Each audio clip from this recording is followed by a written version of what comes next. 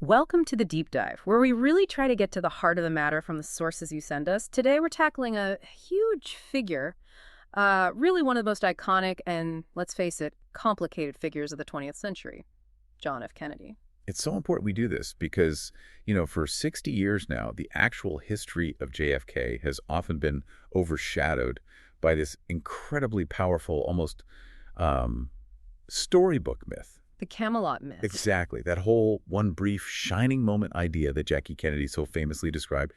What our sources let us do today is get behind that legend, to find the real person complex, sometimes quite frail, politically sharp, definitely, but behind all that charisma. Right, and that's our mission here. We've got this stack of biographical political sources, and we want to pull out the key insights, the things that really define his incredibly short but wow, impactful career. We're looking at everything from, the war hero stuff to the Cold War crises that brought us to the brink, and even the hitting struggles he faced just to function day to day.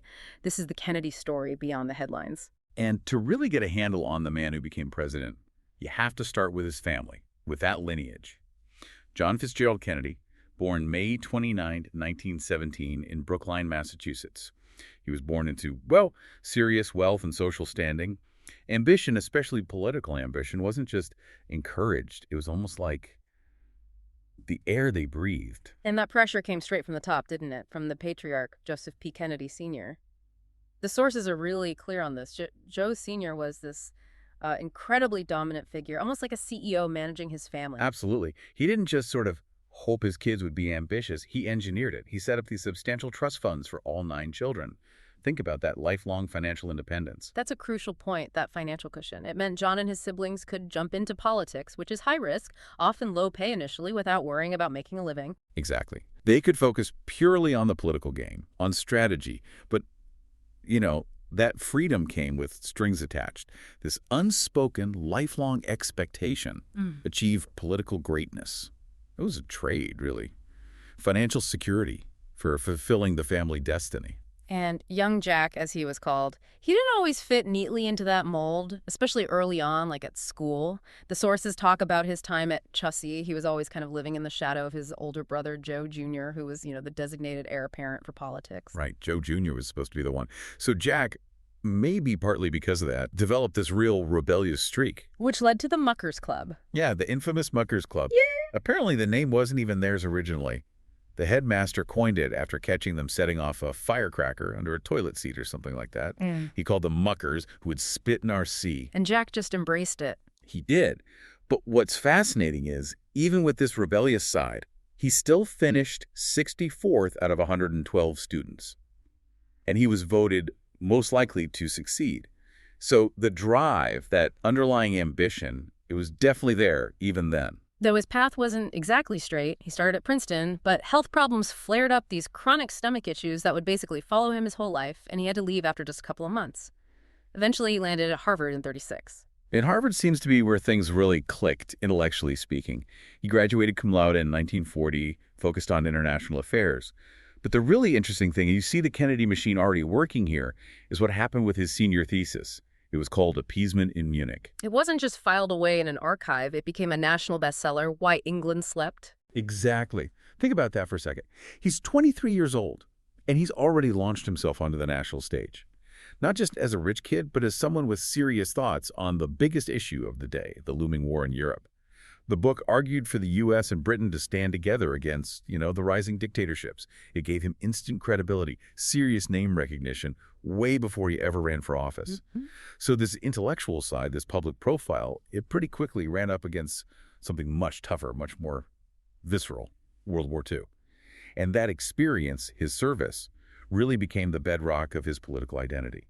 Which brings us neatly into our first section, forging the war hero. Yeah, and it's so important to remember his ability to even serve was touch and go from the start. He had these really severe chronic back problems, but he was determined. He scrapped his plans for Yale Law School, pushed hard to join the Naval Reserve in 1941. But he kept getting medically disqualified. Right. And the sources are pretty blunt about this. His father, Joe Sr., had to step in, used his connections, his influence, provided what the records call misleading medical records. Think about the risk involved there. For both of them. Getting caught could have been disastrous, but it worked. He got his commission, ended up in the Pacific, and that sets the stage for the legendary PT-109 incident, August 1943, in the Solomon Islands. Right. He's commanding the small patrol torpedo boat, Yeah. PT-109, supporting the campaign on New Georgia. It's a moonless night, very dark, and suddenly this massive Japanese destroyer, the Amagiri, just appears out of nowhere and rams them, cuts the PT boat clean in half. Just catastrophic. Two of his crewmen were killed instantly. The rest were thrown into the water, which was on fire from the spilled fuel. And Kennedy himself re-injured his back badly in the collision. I mean, an injury that should have probably crippled him right there. But the survival story over the next week, it's just incredible. He was responsible for keeping the rest of his crew alive. This is where it moves beyond just an accident into, well, genuine heroism. The sources detail how he towed one of his crewmen, Patrick McMahon, who was badly burned and couldn't swim, towed him for 3.5 miles through open ocean. To this tiny little island, Plum Pudding Island. And he did it how? With the strap of the guy's life jacket clenched between his teeth. Between his teeth. For hours. Constantly aware of sharks in the water. Just incredible endurance, incredible willpower. And after 7 days, basically stranded, eating coconuts, drinking rainwater, then came the famous rescue, which itself involves some quick thinking. Yeah, the coconut message. They managed to carve a message, 11 alive, native nose location, onto a coconut shell. Gave it to a local islander who paddled out and eventually got it to rescuers. That incident earned him the Navy and Marine Corps Medal, the Purple Heart. But the political impact came from how the story was told. Absolutely. John Hersey wrote about it for The New Yorker in 1944. And Hersey painted this picture of Kennedy as, modest, kind of self-deprecating, just a guy doing his job under extreme circumstances. Yeah. That image resonated hugely with the public. And Kennedy leaned into it with his humor, didn't he? That famous line when people asked how he became a war hero. It was easy. They cut my TT boat in half. That kind of dry wit, that understatement, it just worked. It made him relatable, heroic, but not boastful. A perfect political image, really. But that image was cemented by a terrible family tragedy happening around the same time. His older brother, Joe Jr., the one who was supposed to be the politician. Right. Joe Jr. was a Navy pilot flying a very dangerous experimental mission over Europe in August 1944. His plane exploded. His body was never recovered. And the impact of that on the family, and on John specifically, was immense. It's impossible to overstate. All that concentrated political ambition that Joe Sr. had focused on Joe Jr., it immediately transferred to the next son in line, John. Our sources suggest Jack mourned his brother deeply. He even put together a private book of remembrances called As We Remember Joe. But he also knew instantly that the family's political expectations now rested squarely on his shoulders. His own political career essentially got fast-tracked. By 1946, just 2 years later, he was running for Congress. The path was set. And that sudden shift, that inherited mantle, brings us to Section 2, the political ascent. This is where you really see the Kennedy machine, the family influence, kicking into high gear before we even reach the national stage. Yeah, the sources make it clear Joe Sr. was still pulling a lot of strings when John first ran for Congress in '47. He apparently engineered the whole thing, got the sitting representative, a guy named James Michael Curley, to step aside. And then poured money into the campaign. A virtual monopoly on ads in the Boston subway system, mass mailings of that Hersey article about PT-109 to voters' homes. It was a very well-oiled operation from day one. But once he got to the House, his reputation was a bit mixed, partly because of those ongoing health issues we mentioned. Right. High absenteeism rate, because he was often ill or recovering from back problems. And some of his colleagues, like George Smathers apparently, felt he was maybe more interested in writing or socializing than the day-to-day grind of legislating. Kennedy himself apparently found Congress kind of boring, too slow for him. He seemed frustrated by the pace, yeah. But even with that, he staked out some key positions early on. Supported the Truman Doctrine, which was about containing communism, backed public housing. But also, interestingly, he criticized Truman for the so-called loss of China to the communists, which was more of a conservative talking point at the time. So kind of positioning himself carefully, setting the stage for a bigger move. Exactly, which came in 1952 when he ran for the Senate against a major Republican figure, the incumbent Henry Cabot Lodge Jr. And that was a huge race. Remember, Eisenhower, the Republican presidential candidate, won Massachusetts easily that year. He did, by a big margin. Yet Kennedy managed to squeak out a victory against Lodge, winning by about 70,000 votes. It was a major upset and showed he could win even when the national tide was against him. And the sources point to a specific kind of unique campaign tactic that helped him pull it off. The tease. Ah, yes, the Kennedy women's teas. His mother Rose, his sisters Eunice, Pat, Jean, they were apparently instrumental. They organized countless tea parties across the state, basically mobilizing women voters, reaching them directly in a way that traditional campaigns often didn't. It was incredibly effective. So he gets to the Senate in 53. But this is also when his health problems really started to ramp up, becoming almost debilitating at times. Yeah, the Senate years from 53 to 60 were marked by these recurring, agonizing spinal operations. He was often absent for long stretches. At one point, things were so bad he actually received the Catholic last rites. That detail was kept very quiet, of course. And it was during one of these long recovery periods around 1956 that he published Profiles in Courage. Right. The book about senators who took principled, unpopular stands was a huge hit. Won the Pulitzer Prize for biography. Massive boost to his image as a serious, thoughtful leader. But there's a complication with that book, isn't there? The authorship question. Yes, the sources confirm what was rumored for a long time. The book was largely ghostwritten by his top aide and speechwriter, the brilliant Ted Sorensen. Kennedy came up with the idea, directed the research, edited the drafts, but Sorensen did the heavy lifting on the writing, especially while Kennedy was laid up after surgery. So Kennedy got the Pulitzer, but Sorensen did much of the work. That's complex. It is, and it became a point of debate among historians later on. But at the time, the book cemented his reputation. Even so, his actual Senate record sometimes gets described as a bit thin, like an interlude before the main event. Lyndon Johnson, who'd later be his VP, apparently privately called his performance pathetic. LBJ could be quite cutting. But to be fair, the sources also note Kennedy did work hard for Massachusetts. He drafted something like 300 bills focused on the state, pushed his Economic Problems of New England program, a 36-point plan for industries like fishing and textiles, much of which actually passed. He co-sponsored the bill creating the Cape Cod National Seashore. So he wasn't inactive, just maybe. His eyes were already on a bigger prize. And there was that tricky moment with the McCarthy censure vote in 54. Right. Joseph McCarthy, the anti-communist crusader. When the Senate finally moved to censure him, Kennedy was the only Democrat who didn't vote against McCarthy. He was in the hospital recovering from back surgery. Which was true, but the timing looked bad. Very bad politically. Liberals were furious. They suspected he dodged the vote because his father, Joe Sr., was actually friends with McCarthy and supported him. Whether true or not, that absence hurt him with the liberal wing of the party in 56 and again when he ran for president in 60. It showed how carefully he had to navigate the political landscape, even within his own party. But by 1958, he cruises to re-election in Massachusetts with this record-breaking margin, clearly signaling he's ready for the national stage. Absolutely. And the 1960 presidential campaign becomes this masterclass in strategy. The big hurdle was proving a Catholic could win nationally. So he entered key primaries, especially in places like Wisconsin and, crucially, heavily Protestant West Virginia. And he won them.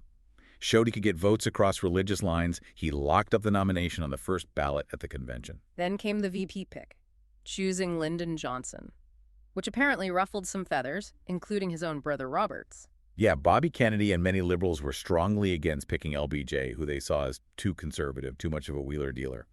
But John Kennedy made a cold, hard calculation. He knew he needed the southern states to win a close election, and Johnson, the powerful Senate Majority Leader from Texas, was the key to unlocking the South. It was pure political pragmatism. And then the general election against Nixon, which brings us to that huge milestone, the first televised presidential debates. Game changer. Absolutely changed American politics forever. Something like 70 million people watched that first debate. And it wasn't just what they said, it was how they looked. Exactly. The story always told is Kennedy looked great tanned, relaxed, wearing a suit that contrasted well with the background. Nixon, on the other hand, was recovering from an illness, looked pale, was sweating under the hot studio lights, and wore a light suit that kind of faded into the gray set. The famous narrative is, TV viewers thought Kennedy won, radio listeners thought Nixon won. Right. Though the sources caution that the polling behind that specific claim was a bit shaky. But the bigger point holds true. How a candidate looked and presented themselves on television suddenly became massively important. Visuals, demeanor, stage presence, they became non-negotiable parts of running for president after 1960. And the election itself, nail-bitingly close. One of the closest ever. Decided by just 0.2% of the popular vote. Incredible. So at 43, he becomes the youngest person ever elected president. And his inaugural address sets this optimistic, ambitious tone with that unforgettable line, "Ask not what your country can do for you, ask what you can do for your country." The new frontier had arrived. Okay, so now we move into the presidency itself, Section 3, the Cold War crucible. And honestly, Kennedy's very short time in office was utterly dominated by this relentless, high-stakes confrontation with the Soviet Union. Foreign policy was front and center almost from day one. And one of the first big shifts was moving away from Eisenhower's defense strategy, right? That idea of massive retaliation. Yeah, massive retaliation basically said if the Soviets make a major move anywhere, we might respond with an all-out nuclear attack. It was a very stark, maybe inflexible doctrine. Kennedy wanted more options. He adopted something called flexible response. Flexible response, meaning what exactly? Yes. Meaning the U.S. should have a range of options to respond to aggression, not just nuclear annihilation. So conventional forces, special forces for counterinsurgency, covert operations, and nuclear weapons. The idea was to deter war at all levels, not just the nuclear level, and to avoid painting yourself into a corner where your only choice is apocalypse or doing nothing. But to make that work, you needed a bigger military, right? To handle all those different potential responses. Precisely. And the sources show a really significant military buildup under Kennedy. Between 61 and 64, the nuclear arsenal increased by something like 50%. More B-52 bombers, more conventional forces, more submarines. It was a major rearmament program driven by this new strategic thinking. But it wasn't all about military might. He also tried a softer approach, especially in the developing world. Right, the idea of winning hearts and minds against communism. That led to the creation of the Peace Corps in his first year, via executive order. Sending young Americans abroad to help with education, health, agriculture. Exactly. Kennedy believed that kind of practical help, that person-to-person connection, would make newly independent nations in Africa, Asia, Latin America less likely to fall under Soviet influence. Yeah. Tanganyika, now Tanzania, and Ghana were the first countries to welcome Peace Corps volunteers.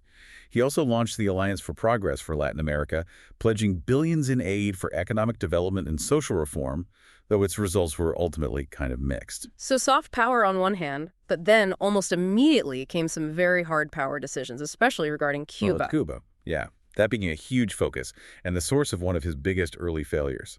He inherited a CIA plan from the Eisenhower administration to overthrow Fidel Castro using Cuban exiles. And he gave it the green light, which led to the Bay of Pigs invasion in April 1961. Total disaster. About 1,500 anti-Castro exiles, Brigade 2506, landed at the Bay of Pigs. But Kennedy decided at the last minute not to provide the U.S. air support they were counting on. And the popular uprising against Castro that the CIA predicted just never happened. The invaders were quickly defeated or captured. Huge embarrassment for the U.S. How did Kennedy handle that politically? Well, he went on TV and took full responsibility, said victory has 100 fathers, but defeat is an orphan. And interestingly, his approval ratings actually went up afterwards. People seemed to respect him taking the blame. Even political opponents like Nixon and Eisenhower publicly supported him during the immediate crisis. But they didn't give up on trying to get rid of Castro. No, definitely not. Later in 1961, Kennedy authorized Operation Mongoose, a campaign of covert operations, sabotage, espionage, assassination plots against Castro. And the sources also mentioned something really disturbing that he rejected in 1962. Operation Northwoods. What was that? It was this absolutely wild proposal from the military brass to stage fake terrorist attacks on U.S. soil. Maybe hijackings, bombings, even attacks on U.S. military bases, and blame them on Cuba, creating a pretext to invade. Kennedy shut that down completely, thank goodness. Okay, so all this tension over Cuba is building, and it leads directly to the single most dangerous moment of the Cold War. The Cuban Missile Crisis. October 1962, 13 days that shook the world. U.S. U-2 spy planes flying over Cuba took photos showing the Soviets were secretly installing medium-range nuclear missile sites. Missiles capable of hitting Washington, D.C., New York, almost anywhere in the eastern U.S. within minutes. An existential threat, basically, right on America's doorstep. Absolutely. Kennedy immediately convened a secret group of his top advisors, known as ExComm, the Executive Committee of the National Security Council, and they debated intensely, day and night, what to do. What were the options on the table? They were stark. The military chiefs, the Hawks, strongly urged an immediate surprise airstrike to take out the missile sites before they became operational, followed by an invasion. But Kennedy resisted that. He did. He reportedly called a surprise attack a Pearl Harbor in reverse, and worried it would be seen as immoral and would absolutely trigger a Soviet retaliation, maybe against Berlin or even a nuclear strike. He feared it would escalate uncontrollably, so instead he chose a middle path, a naval quarantine. A blockade, essentially, Yep. stopping Soviet ships from bringing any more missiles or related equipment to Cuba. Right, while also demanding the Soviets remove the missiles already there. It was a tense standoff. Soviet ships approached the quarantine line. U.S. forces went to high alert worldwide. Nuclear bombers were in the air. It was incredibly dangerous. How was it resolved? It feels like a miracle it didn't end in war. It was resolved through a combination of public posturing and secret diplomacy. Publicly, Soviet Premier Khrushchev agreed to remove the missiles under UN supervision in exchange for a public U.S. pledge not to invade Cuba. But there was a secret part of the deal, too, wasn't there? Yes, a crucial secret understanding. Robert Kennedy met privately with the Soviet ambassador and conveyed that the U.S. would, quietly and after some time had passed, remove its own Jupiter missiles from Turkey and Italy. These were older, basically obsolete missiles, but their presence near the Soviet border was a major irritant for Moscow. That secret trade-off gave Khrushchev the political cover he needed to back down without looking completely defeated. Wow, so that private deal was key. Absolutely essential. It averted disaster. The crisis profoundly affected Kennedy. People said he seemed older, more somber afterwards, but his approval rating soared again from 66% up to 77%. And one very practical outcome was the establishment of the Moscow-Washington hotline, a direct teletype link to hopefully prevent future crises from escalating due to miscommunication. The Cold War heat wasn't just in Cuba, though. Berlin was another flashpoint. A constant source of tension. Kennedy had a summit meeting with Khrushchev in Vienna in June '61, shortly after the Bay of Pigs. And by all accounts, it did not go well. Kennedy felt Khrushchev really tried to bully him, especially over the status of West Berlin, that small island of democracy deep inside communist East Germany. How did Kennedy respond to that pressure? He came home and gave a speech, announced a big increase in defense spending, called up reserves, and made it crystal clear. Any Soviet attempt to cut off Western access to West Berlin would be considered an act of war. He drew a firm line. And then, just a couple months later, in August '61, The Berlin Wall went up. Overnight, the East Germans, backed by the Soviets, sealed the border between East and West Berlin with barbed wire, then concrete, to stop the flood of their own citizens escaping to the West. how did Kennedy react to the wall itself? Publicly, he condemned it. But privately, the sources say he saw it as a grim, but perhaps necessary, evil to stabilize the situation. He famously said, "It's not a very nice solution, but a wall is a hell of a lot better than a war." He accepted its existence, basically, because the alternative seemed worse. But he didn't abandon West Berlin. No, not at all. His commitment culminated in that famous trip in June 1963, where he gave the Ich bin ein Berliner speech. Standing before hundreds of thousands of cheering West Berliners right near the wall, he delivered this incredibly powerful message of solidarity, using the wall as the ultimate symbol of communist failure. "Freedom has many difficulties and democracy is not perfect," he said, "but we have never had to put a wall up to keep our people in." Okay, so Cuba, Berlin, Yeah. and then there's Vietnam, which started small but grew under Kennedy. It did. Kennedy significantly increased the U.S. commitment there. Eisenhower had left about 900 U.S. military advisors in South Vietnam. By the time Kennedy was assassinated in November '63, that number had jumped to around 16,000. What were they doing? Still just advising. Mostly, yes, but the role was expanding. Kennedy authorized things like Operation Ranch Hand, the use of chemical defoliants, like Agent Orange, to clear jungle cover. He sent in U.S. helicopter units to provide air mobility for South Vietnamese troops. The U.S. was getting drawn deeper in. And there was the issue with the South Vietnamese leader, Ngo Dinh Diem. Yeah, Kennedy and his administration grew increasingly frustrated with Diem. They saw him as corrupt, ineffective, and losing the war against the communist Viet Cong. By late 1963, the U.S. gave tacit approval, maybe even some covert support, to a group of South Vietnamese generals planning a coup. Which resulted in Diem being overthrown and assassinated on November 1st, 1963. Just 3 weeks before Kennedy himself was killed. It was a fateful decision that destabilized South Vietnam further and arguably pulled the U.S. even deeper into the conflict, making it harder to withdraw later. But there's this ongoing debate, isn't there, about whether Kennedy was planning to withdraw. That's the big question. Just before his death, Kennedy had signed National Security Action Memorandum 263. NSM 263 did order the withdrawal of 1,000 U.S. military personnel by the end of 1963, signaling perhaps a first step towards disengagement. So was he going to pull out completely? Historians are really divided on this. Some argue yes, he saw Vietnam as unwinnable, especially after Dima's assassination, and planned a phased withdrawal after the '64 election. Others argue no, the withdrawal of 1,000 men was just a minor adjustment, and the overall commitment remained firm. The same memo, NSM 263, also reaffirmed the goal of defeating the Viet Cong. His death leaves that question tragically unanswered. We just don't know what he would have done. Okay, let's shift gears now to the domestic front. Section 4. The new frontier at home. Kennedy came in with this soaring rhetoric, this vision of progress, but actually getting legislation passed proved pretty tough, didn't it? It really did. Part of the problem was that incredibly narrow election victory in 1960. He just didn't have a strong mandate or coattails to pull Democrats into Congress. Plus, Congress itself was dominated by a conservative coalition of Republicans and Southern Democrats who were skeptical of a lot of his activist agenda. And, as we've seen, foreign policy crises constantly demanded his attention. So what were some of the big things he wanted to do that got blocked? Two major initiatives really stand out. Federal aid to education and medical insurance for the elderly, what would later become Medicare. Both were central planks of the New Frontier platform aimed at expanding opportunity and security, but both failed to pass Congress during his presidency. But it wasn't all failure. He did get some significant domestic bills through. Oh, absolutely. Often overlooked, but important. He managed to increase the federal minimum wage to $1.25 an hour. Though, interestingly, he had to agree to exempt laundry workers, who were mostly women and minorities, to get the Southern votes needed. A tough compromise. He signed the Area Redevelopment Act, providing federal aid to economically depressed regions like Appalachia. The Housing Act of 1961 funded urban renewal projects and low-income housing. And a really big one was the Manpower Development and Training Act. What did that do? It was a major program to retrain workers who had lost their jobs due to automation or industries declining, trying to adapt the workforce to a changing economy.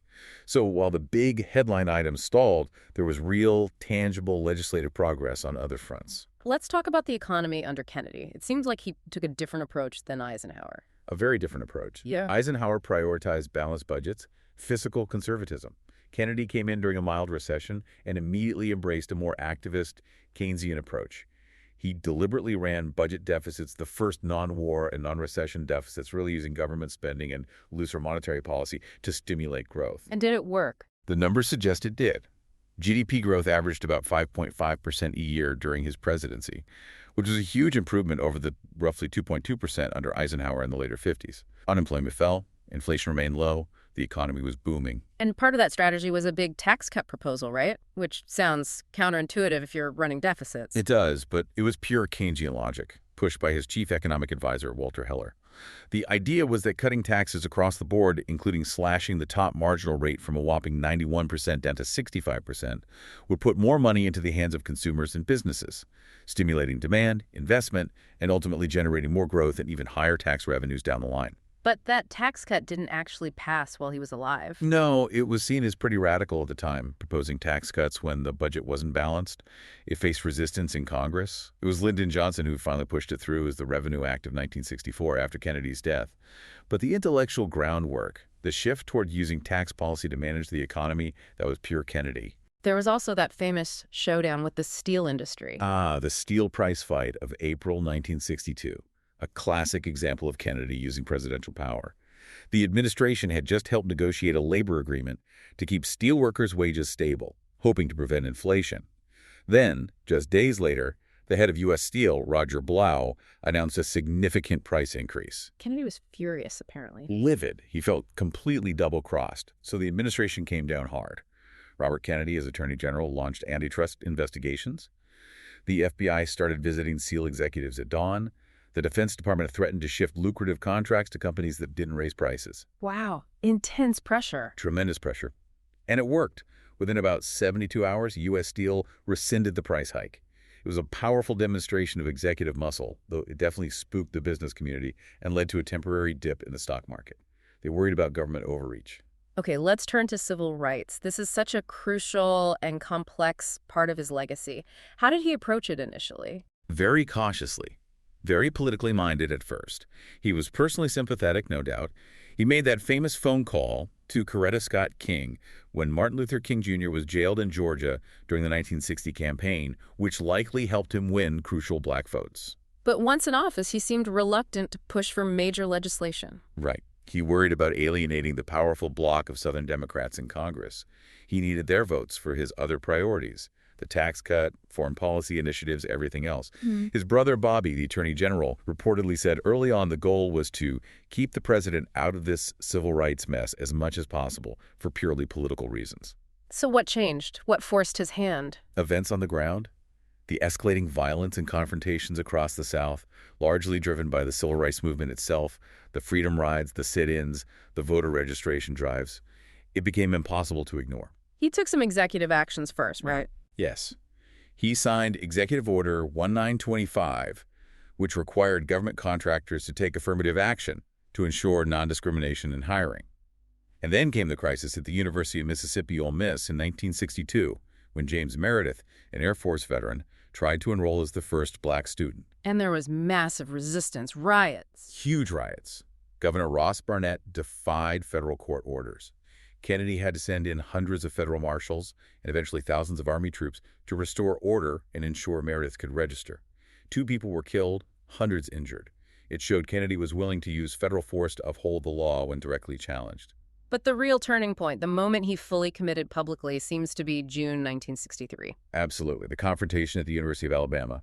Governor George Wallace standing in the schoolhouse door, literally blocking 2 black students, Vivian Malone and James Hood, from registering.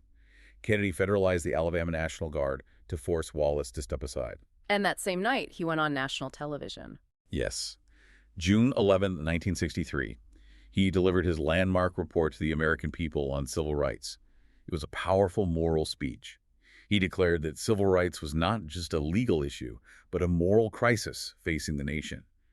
He explicitly committed his administration to pushing for comprehensive federal civil rights legislation outlawing segregation and discrimination. It was a profound shift. But that commitment came with some difficult baggage, too, particularly regarding wiretapping Dr. King. It did. FBI Director J. Edgar Hoover had long been suspicious of King and claimed some of his advisors had communist ties. After Kennedy's civil rights speech, Hoover pressed the administration hard. Robert Kennedy, as Attorney General, reluctantly authorized wiretaps on King and the Southern Christian Leadership Conference, supposedly on a limited trial basis, to investigate the communist allocation. Hoover took that authorization and ran with it. He absolutely did. He extended the surveillance far beyond the initial scope, using it to gather information not just on potential communist links, but on King's personal life, trying to find ways to discredit him. It's a very dark chapter in the relationship between the Kennedys and the civil rights movement. And then came the March on Washington in August 1963. How did the administration view that? Initially, they were nervous, worried about potential violence that could derail the push for the civil rights bill. But they ended up working closely with the organizers to ensure it was peaceful, even had troops on standby just in case. Afterwards, Kennedy met with the leaders at the White House and felt the massive, peaceful demonstration had actually strengthened the case for his legislation. Which, again, didn't pass until after his death. Correct. The Civil Rights Act of 1964, the landmark achievement, was pushed through by Lyndon Johnson, who invoked Kennedy's memory to get it done. Okay, one last area of the new frontier, science and the space race. Right. This was huge for Kennedy. He was directly tied to Cold War prestige. Yep. When the Soviet Union launched Yuri Gagarin into orbit in April 1961, becoming the first human in space, it was seen as a major blow to American pride and technological leadership. So Kennedy needed a bold response. A very bold response. Just a month later, in May 1961, he went before Congress and committed the United States to achieving the goal, before this decade is out, of landing a man on the moon and returning him safely to the Earth. An incredibly ambitious goal at the time. Almost audacious. He doubled down on it in a famous speech at Rice University in 1962, saying, "We choose to go to the moon in this decade and do the other things, not because they're easy, but because they are hard." It was a massive national undertaking, the Apollo program, driven by Cold War competition, but also capturing this sense of American optimism and can-do spirit that Kennedy embodied. And of course, that goal was achieved, tragically after his death, but achieved nonetheless in 1969. Which brings us to our final section, Section 5. Looking at the private man, his hidden health battles, and his really complex legacy. And you just cannot understand Kennedy the president or Kennedy the person without grasping the sheer scale of the physical suffering he endured, almost entirely in secret. The public image was all vigor, youth, touch football on the lawn, sailing. Exactly. The picture of health and athleticism. But the reality, as the sources reveal, was a lifetime of debilitating illness. He had scarlet fever as a child, those terrible gastrointestinal problems, diagnosed as colitis, and the chronic severe back pain, starting from a football injury maybe, worsened by the war that plagued him constantly. It was so bad it forced him out of Princeton early on. He was basically managing constant pain. Constant pain. And then the really shocking diagnosis came in 1947 when he was just 30, Addison's disease. It's a rare disorder where the adrenal glands don't produce enough hormones. Back then, the treatments weren't great, and one doctor apparently told him he might only have a year to live. He was also later diagnosed with hypothyroidism. How did he even function, let alone run for president and govern? Through sheer willpower and a complex, sometimes dangerous regimen of medications.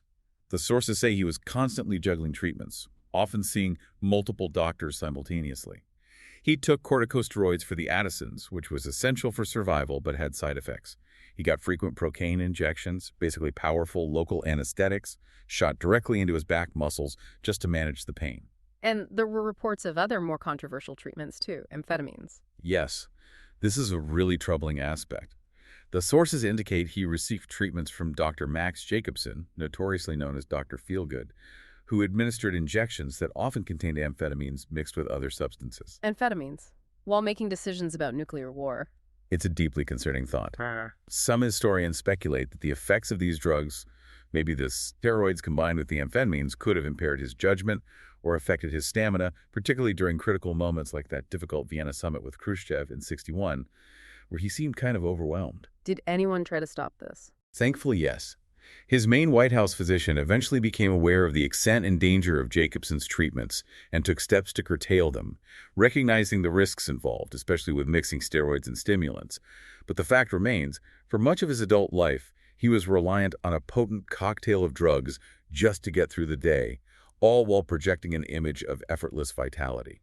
That image, the Camelot image, was so powerful. The beautiful family, the intellectual glamour. It was incredibly appealing. He and Jacqueline brought artists, writers, musicians to the White House. They were young, attractive, seemed sophisticated. He was the first president to really master television with those live press conferences. They seemed like celebrities as much as political figures. But again, behind the scenes, a more complicated personal life. Yes. Yeah. After his death, particularly from the 1970s onwards, revelations emerged about numerous extramarital affairs. The sources mentioned names like Marilyn Monroe, Judith Campbell Exner, who also had ties to mafia figures, a White House intern named Mimi Alford. And even someone suspected of being a spy. Right. A woman named Ellen Ramech, who was reportedly connected to East German intelligence. The potential for blackmail or compromise was significant. J. Edgar Hoover at the FBI knew about many of these activities and kept detailed files, which gave him leverage over the administration.